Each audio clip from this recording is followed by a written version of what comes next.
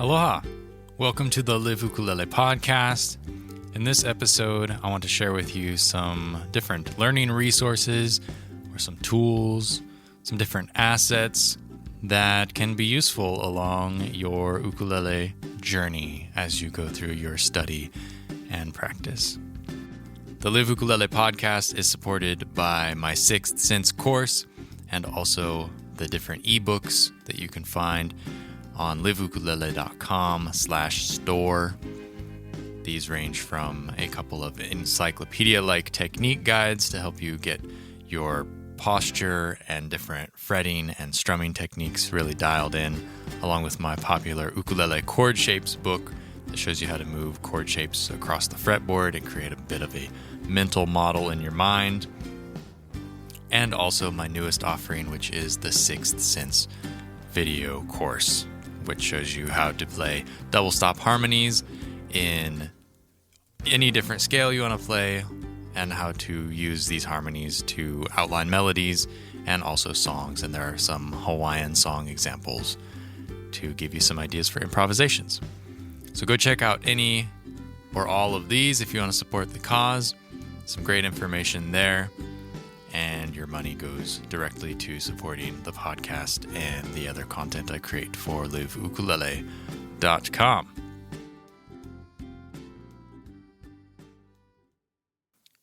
So when we talk about resources, a lot of times folks think of like a YouTube video or a book that you might buy, different like learning materials. And those are definitely something that I think I'll touch on by the time we get out of this episode. But what I'm more interested in talking about are some of the tools and how to use tools as resources to complement your study. And I think the first thing that we can talk about, well, we could talk about the instrument, but that's already been done a million times. Get an instrument that makes you happy, that plays well, and plays well. That's really all that matters, because sound is subjective, looks are subjective, everything is subjective except the fact that it has to be easy to play. It has to be set up well. So if you get a great ukulele that's set up poorly, it's not that great because it's hard to play. And if you get a crappy ukulele that's set up great and it's easy to play, that might even be a better option. So price doesn't matter all that much. What does matter is how easy it is to play and how much you connect to the instrument. So find something that is satisfying for you and learn to play on it. You can really go a lot farther with any instrument than you might think is actually possible. But beyond that, the next thing that is sort of an asset to an ukulele player is a tuner. And as far as tuners go, pretty much any electronic tuner you can get these days is going to be incredibly accurate compared to anything that's been available in the past. All these need to do are just get your strings in tune. And something to think about when you are tuning is that this technology was not available even all that long ago. And that while these days it's sort of expected that everybody just has a tuner and puts their snark on or whatever tuner you have, puts that on their ukulele, uses that. That wasn't the case. In order to play an instrument back in the day, you had to learn to tune it by ear or with a pitch pipe, which is kind of still by ear. So next time you clip on your tuner, appreciate that is a quality of life improvement that has sort of reduced the barrier to getting into playing music these days, is that electronic tuner. But as far as which tuner you should use, they all pretty much do the job as long as they're accurate, but I find that it's worth, spending $20 on a higher quality one than trying to get like a $10 cheaper one, because just overall, the higher quality one is going to be easier to use in the long run. It's not going to run through battery quite as fast. It's going to tend to pick up notes on a wider variety of instruments, because most of these electronic tuners are clip-on, right? And that is what I would recommend, is a clip-on tuner, because it actually feels the vibration of the instrument. It doesn't try and hear it. So you could tune in a relatively noisy environment, as long as those noises aren't getting into your instrument and creating a vibration in your instrument. So that's the practical way to go about it. But with some cheaper tuners, they'll find like dead spots on the headstock. So if you clip it on and it won't pick up a string, or it reads the wrong note, or it reads a harmonic note, that can be kind of frustrating. And a lot of times that can be alleviated by just having a higher quality tuner. So I'm really a big fan of the Planet Waves NS Micro or NS Mini tuners. I've got the clip-on one, and it's really small. You can pretty much leave it on all the time. It doesn't get in the way. And there's also a sound hole one if that's more your cup of tea. Those are really great. But like I said before, any of these is going to be millions of times better than, using a pitch pipe or whatever, if that sort of a thing doesn't really suit your fancy. But as a resource, an electronic tuner, in my opinion, isn't super useful. It doesn't force you to lean on your own musical sensibilities enough to really be a learning instrument. It's a reference, but I have yet to really see a situation where myself or a student have benefited from using an electronic tuner as a learning tool. But what is a more old school version of tuning that utilizes either a pitch pipe or a tuning fork. Because these devices rely on the player to create an input with their ear and adjust accordingly, and to close that gap to match the string with the reference pitch. And so if you're just starting out, if you're just beginning, just use your electronic tuner. That's great. It's a good way to get started. But if you're maybe an intermediate player and you want to improve your ear, I think one of the best ways you can do that is by forcing yourself to start tuning by ear a little bit more. And, if you want to start a little bit easier, try a pitch pipe. And that will get you basically the same end result as tuning your ukulele relative to itself, but it'll be from a static point on each string where you have G, C, E, A pitches that you reference, and you can match each string to that precise pitch, as opposed to tuning each string to itself, where if one is off, then the next one will be off, and so on and so forth. That's sort of where the tuning fork comes into play. The tuning fork is usually it's an A 440 pitch, and you tune the A string to that, and then you tune the rest of the strings to the A string. I did a whole live stream on this on my YouTube channel a number of months ago, but I talked, basically the whole lesson was 45 minutes of how to tune and how to tune by ear and some different tricks I've picked up along the way. So if this is of interest to you, that might be worth checking out. But definitely, as a resource and as a learning tool, whenever you're challenging yourself at least a little bit, you're going to be learning more. Just tuning your ukulele with an electronic tuner, it solves too much of the puzzle for you to actually be internalizing any kind of musical skill or musical hearing. So try a pitch pipe or an electronic tuner to get a little bit more mileage out of that. So if a tuner is a reference for pitch, the metronome is a reference for time. And the metronome is probably my favorite resource that I feel like it's very underused, but I feel like the people who do learn to use it are the ones that just do so much better as far as timing goes. And in a lot of my classes when I teach, I'm thinking especially of when I teach at Uncle George Kahumoku's Slack Key and Ukulele workshop over on Maui, and I'm teaching one of the week-long skill courses, like the intermediate class or the advanced class, all the way through the week, and we meet 5 times and we kind of consecutively build on the content. At the beginning of every class, they sit down in the class, and for the first 5 minutes, I just put the metronome going and I teach them how to clap with it. And it sounds easy, it sounds boring, but a lot of people can't do it. And so And a lot of people get frustrated with it. A lot of people resent it because they can't do it and they don't understand it. But then by the end of the week, they've kind of come to understand it, and they've gotten to a point where they actually enjoy it. And I've heard a lot of people actually say, it's like, that metronome stuff we did, that was one of my favorite parts of your class. So that's kind of fun to hear. I hope it doesn't just mean that the rest of my classes were worse. But the metronome is a reference for time. And you can get an app. I believe Pro Metronome is available for iOS and Android. It's free. You can get a pro version or a fancy version, an upgraded paid version. You don't really need it. It does just stuff that only a drummer would really benefit from, in my opinion.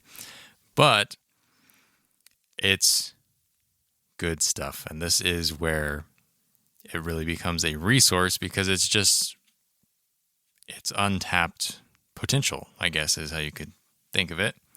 But I've done a lot of video lessons and live streams and written articles on how to use a metronome and some different ways that I like to use a metronome. And certainly there are lots of other people who have done the same thing. So I won't belabor the point of how to use a metronome, but it sounds like this.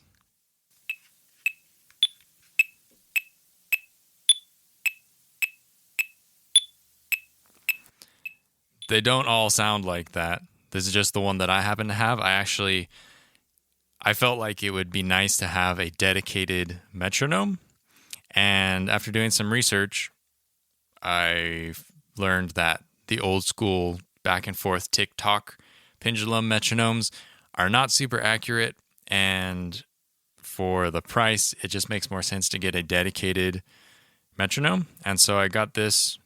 It's a Boss DB30. And it's a little handheld thing. It's smaller than a cell phone. And that's all it does. It's just metronome stuff. And I've really enjoyed having a dedicated device as opposed to just having an app on my phone. I'm kind of old school, and I like a tactile dedicated device. And it has other features that are kind of nice. Like it has, it has a volume knob actually on it. And then there's actually a tactile tap tempo button, so you can change the tempo by tapping at the pace that you want the metronome to click at. But an app will do the exact same thing.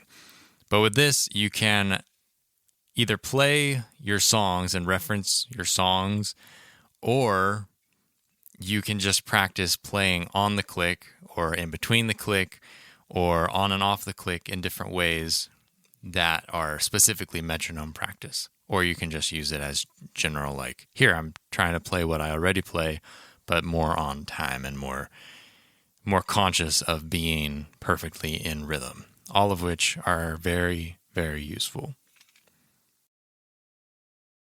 So I feel like the tuner and the metronome are both kind of no-brainers, but this next one is something that I think more people would appreciate and be excited about if they knew about it or ever thought to look for it, because it does exist. And that is a program or a piece of software that will change the tempo of an audio file or change the pitch of an audio file, hopefully both at the same time. The first program I really used extensively for this is called AnyTune, but it's only available on Mac. It is still a great piece of software. It's free on iOS, I believe, but the paid version on like Mac desktop it's like $25 or something. So it's a little bit of a steep bit of an entry fee. But actually, I was just looking around and found Pitch Switch, which is available for Windows and Mac, and it's free. Or at least the trial is free, and it looks like it does pretty much what you would need it to do. But the idea with this software is that you are just slowing down a song or speeding up a song to match. Usually you'd be slowing down a song, but you can use that slow down feature to learn how to play it along with the recording. Like a lot of times when I'm transcribing, or I know I talked to Dominator in a past podcast episode about his usage of Transcribe, which is another piece of software that does this same thing. I don't know if it does pitch these days, but it does do slowing down. But you can use this to hear notes that are played quickly and to really determine exactly what is going on, where you would probably just be guessing if you could only hear it at the original tempo. And also what this does is it allows you to play along with at a tempo that's comfortable for you. So I'm going to boot up AnyTune and load up a song so you can hear the effect that it has on the song, where you can slow it down, speed it up, and then I'll talk about changing the pitch in a second. All right, so here's a song off of my album If Only called Atlas that I've got running through AnyTune. I'm not sure how the sound quality is going to be. I got it piped directly in from a line input from my laptop. But what I can do in here is I have two main controls, and that is a tempo control that's going to change like the percentage of the tempo that it's playing back at, and also a pitch control. But let's look at tempo first. So right here, this is the original 1-to-1 tempo. But if I start to drop that down, it starts to drag. And you can really pull this down a lot before you start losing like quality and you start getting too many artifacts. Like there you can hear it starts to get kind of crackly and crunchy because there's just not enough sonic information to make it go that slow. But here's like the solo, and this is where this would be helpful, is like I'm playing too fast to hear the individual notes. But if I slow it down, it's easier.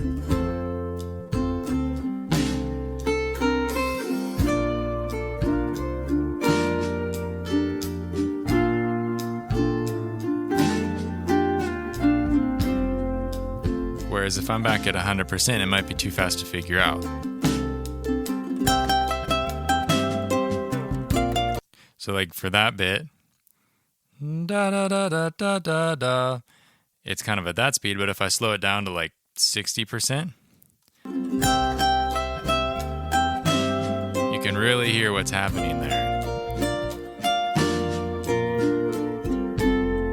And that's where that is super helpful for figuring out a song, is you can actually with AnyTune's really kind of superior to the pitch switch or pretty much any other apps I've seen that does sort of the same thing, because it allows you to set ranges and markers, and it allows you to kind of like, it's more of a practicing tool. It's like, okay, I want to learn to play this exact section and I'm going to play it back at 60%.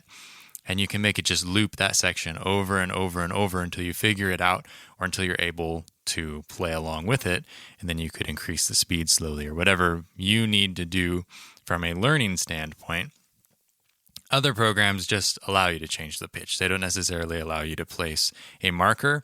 And this pitch switch looks like it does the basic features well. Actually, it sounded like the sound quality of the pitch switch when I dropped the tempo down was actually better than AnyTune. So if you're looking for like a really clean, crisp signal that doesn't have as many artifacts, that might be the one to check out.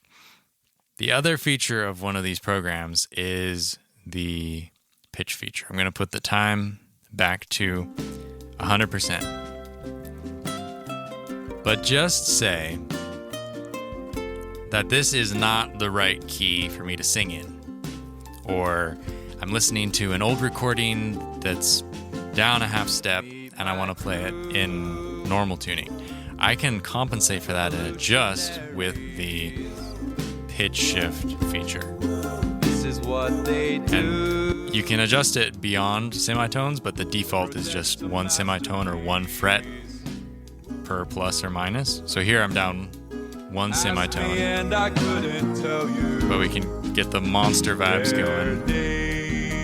and voices sound terrible, but the instruments still sound kind of believable. But I know that they are here with me, just the same. So this song is in the key of F. If I wanted to be, this is down 3 semitones, so it would be in the key of D. If I wanted to play the song in the key of D to match my voice, I could learn to play the song by playing along with this detuned version with the recording, so I have the context of the music around me. It's just helpful to be able to be in the musical situation and be kind of part of the band, but still be able to play in the key that you want to play in. That's sort of the beauty of it, is being able to change the pitch. And a lot of times songs that you hear on the radio, or songs that are popular that you want to learn, they're usually not made for ukulele. They weren't written considering ukulele-friendly keys. So if you're working and struggling to play a song in the key of C sharp, if you can offset it by a fret with the program and drop it down to the key of C, that would sure be a lot easier to play on the ukulele. So that would be something to consider as well, is it's just a real nice resource for kind of leveling the playing field as you're learning songs. And this isn't necessarily the be-all end-all practice tool, but as far as actually learning songs and being able to play with songs, it's a lot of fun, because it'll take something that is recognizable to you, but then it'll bring it into a key that's a little bit happier, either for your voice or for your ukulele playing. And it also forces you to kind of think about transposing a little bit and be more mindful of the keys that you're playing in. AnyTune is available on iPhone and other iOS devices. There is one for Android called Music Speed Changer. And then there's also this pitch switch, which I just downloaded and found. And it seems to do pretty much the same deal for Windows and Mac. Moving right along on our collection of learning resources and learning tools that you can use to help your experience along and maybe simplify or streamline your ukulele studies. Next on the list is a voice memo app or some sort of a recording device, just a handheld recorder. Because inspiration strikes at the funniest moments, and if you're at all inclined to be writing music, doesn't matter what level you are, anybody can write a song. If you're inclined to come up with something, or you do come up with something, it's really super important to have a way to capture that right at your side. Because so often I've had great ideas and it's like, I'll remember that later. And I don't. It just goes away. It's kind of like when you're sort of just looking at the edge of a new song and you just sort of start to see it and just play it a few times. It's sort of like a dream. You wake up, and the longer you're awake, the more you forget, and the harder it is to remember what the dream was. And it's kind of the same for music. So what you want to be able to do is have a voice memo, have a handheld recorder, put it going, like, okay, here's my new idea, and boom, just bang it out. Or just put it going if you're on like, hey, I think I'm writing a new song, kind of inspiration flow.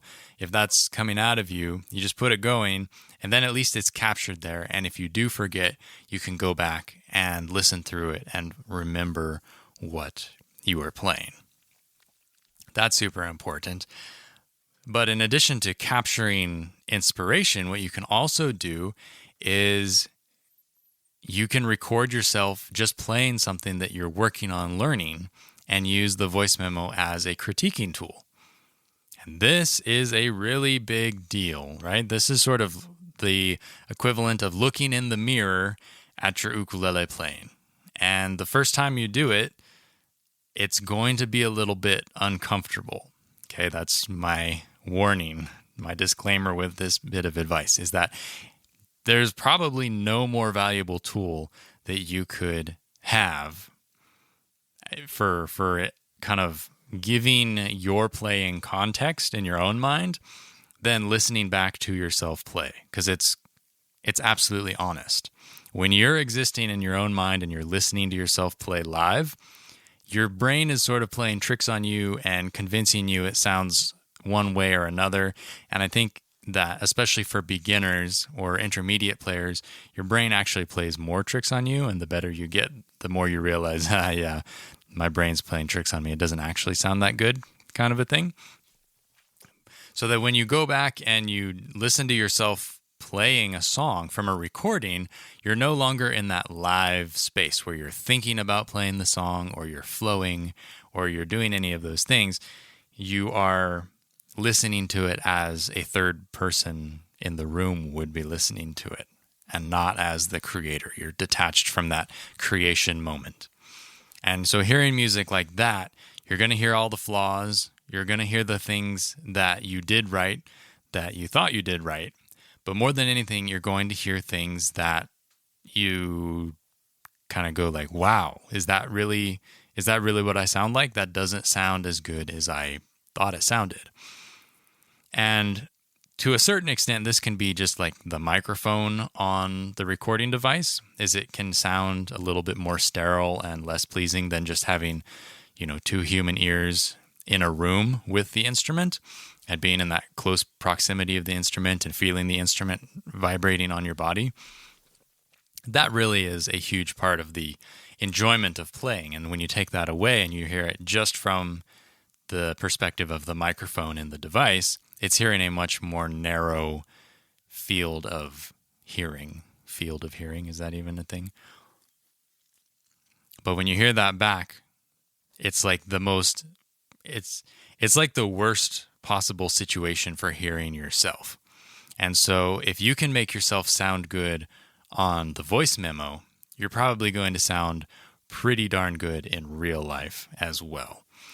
So anytime you're not sure if you're playing something right, get out the voice memo, record yourself playing the thing you're not sure about, and then listen back.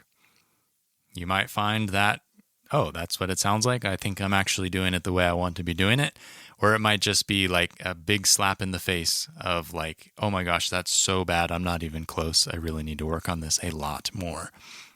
But it's really super interesting if you can kind of harden yourself to look in that mirror, that audio mirror of hearing yourself play.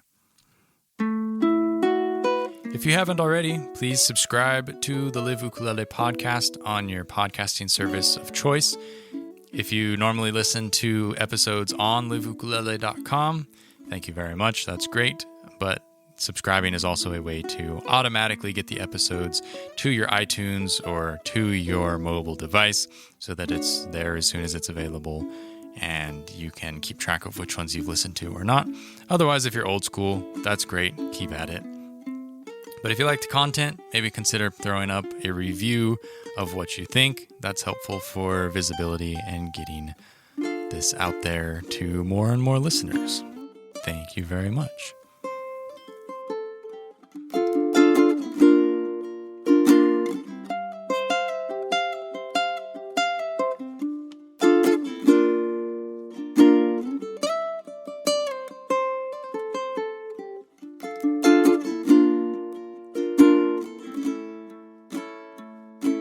And so I'll finish up with one more thing. We could talk about actual instructional resources, but I think they kind of speak for themselves. Really, it's just like at the very beginning I said, the ukulele is mainly just use your own judgment. It's a personal preference as long as it plays well.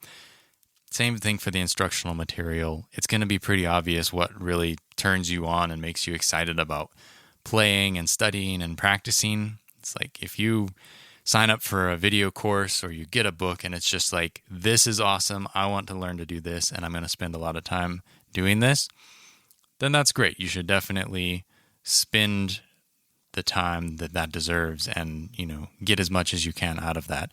And also use that as kind of a guide for what you should look for in the future. Maybe more instructional resources from that teacher or from that book author or from the publisher.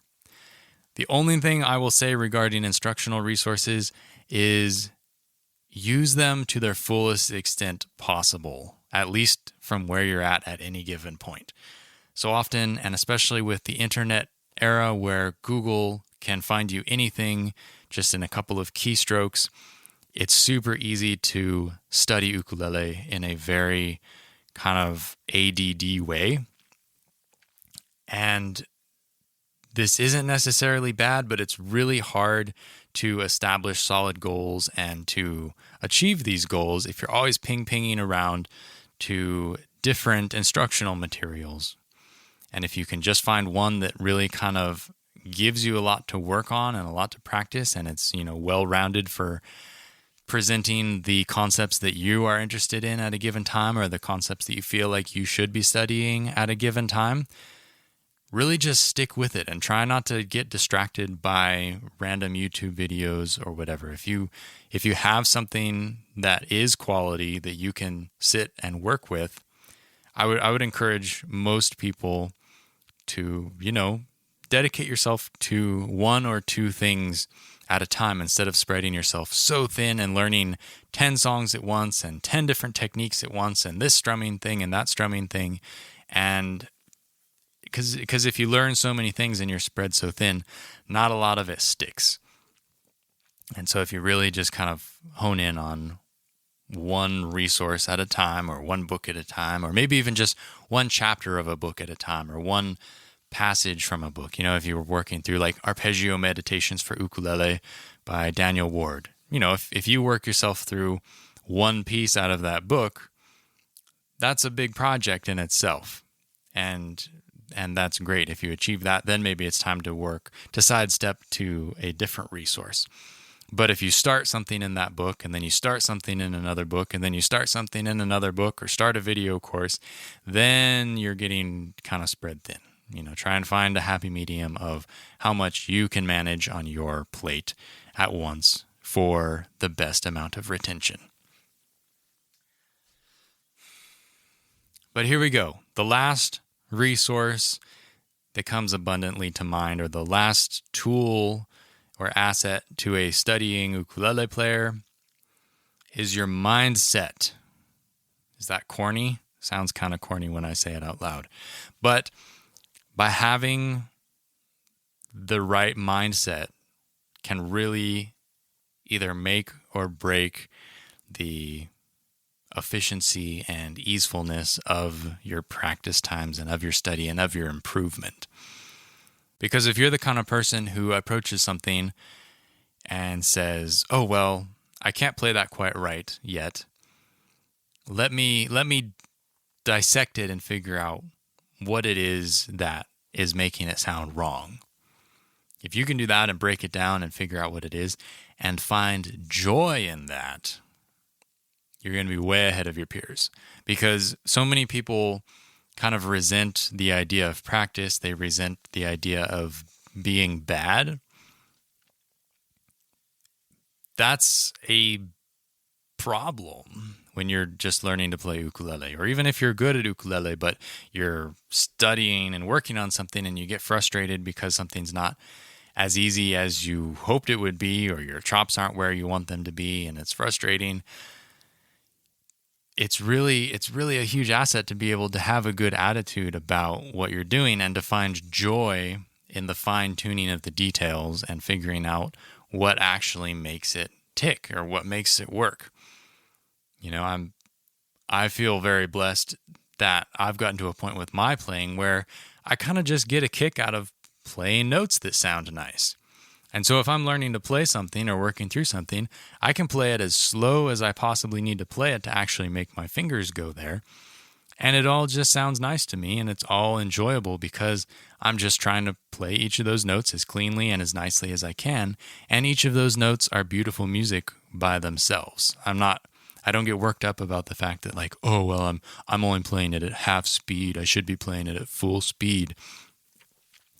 Try to not let that kind of, that backseat voice in your mind drive the bus.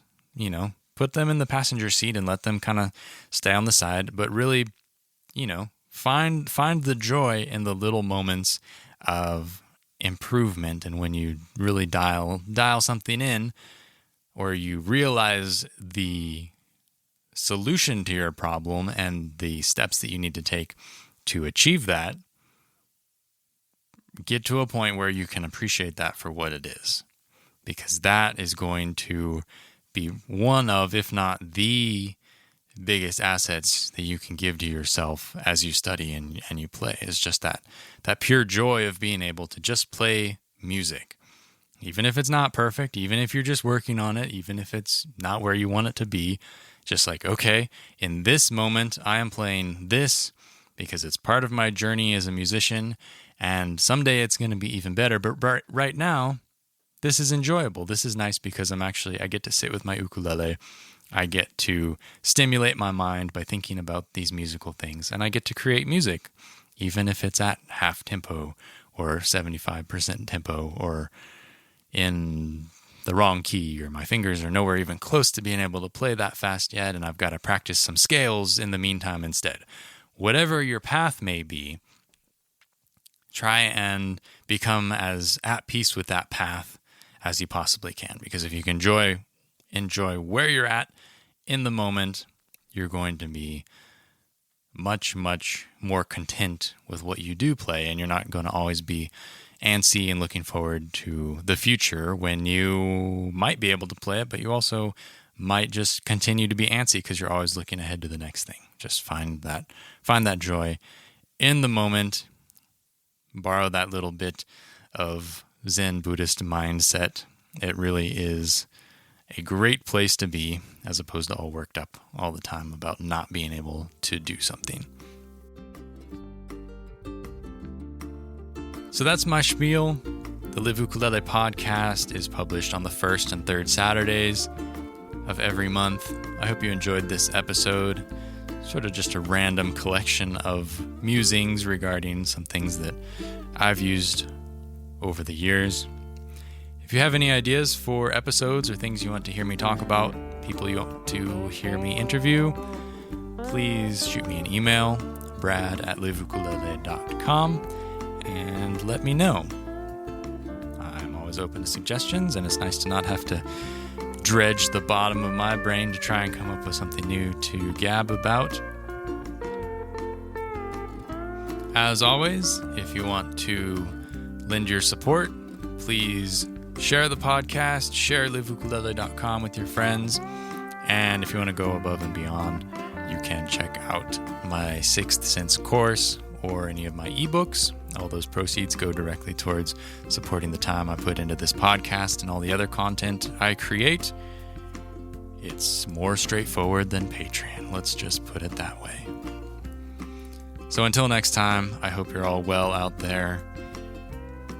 Go play your ukuleles. Enjoy the summer weather.